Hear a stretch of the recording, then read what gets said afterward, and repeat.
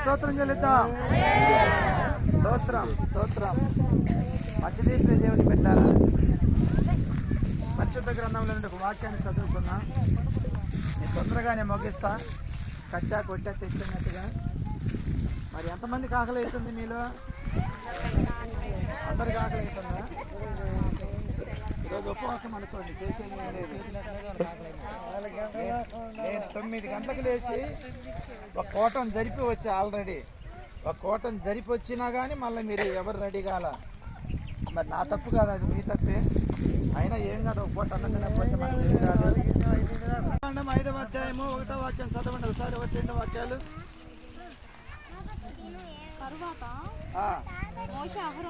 అందరూ గట్టిగా జాగ్రత్తగా బైబిల్ తీసుకోండి అందరూ.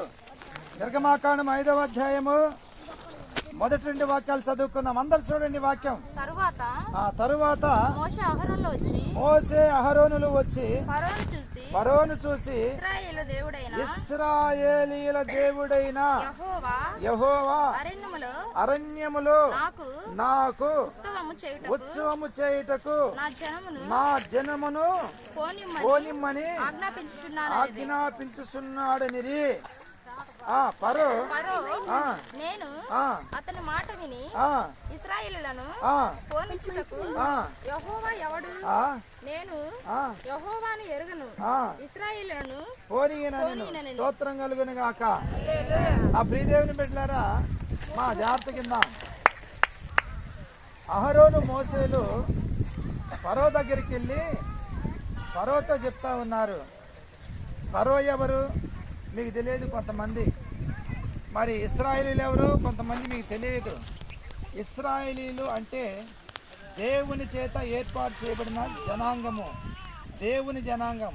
ఈ ప్రపంచంలో దరిదాపున 195 పైచిలుకు దేశాలు ఉన్నాయి. దేవుని బిడ్డారా, ఎన్ని దేశాలు చెప్పండి?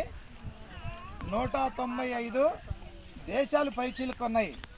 అయితే ఒకే దేశాన్ని, ఒకే ప్రజలను దేవుడు చెప్పాడు, నా జనులు నిబంధన జనులు అని చెప్పేసి అన్నారు. ఎవరయ్యా వాళ్ళంటే ఇజ్రాయెల్ దేశ ప్రజలు. స్తోత్రం కలుగును గాక. ఎవరు వాళ్ళు చెప్పండి? ఇజ్రాయెల్ దేశ ప్రజలందరినీ సృష్టికర్త అయిన దేవుడు నా జనులు, నిబంధనతో పిలుచుకున్న జనులు అని చెప్పి పిలిచాడు. ఆ జనాంగము మొట్టమొదటిగా 70 మంది ఐగుప్తు దేశానికి వెళ్ళారు. జాగ్రత్తగా వినండి. ఎంతమంది? 75 మంది. దాదాపున 70 మంది ఐగుప్తు దేశానికి వెళ్ళారు. 70 మంది వెళితే ఐగుప్తు దేశానికి దేవుని బిడ్డలారా, దేవుడు వాళ్ళని ఆశీర్వదించి లక్షల జనాంగం మార్చాడు దేవుడు.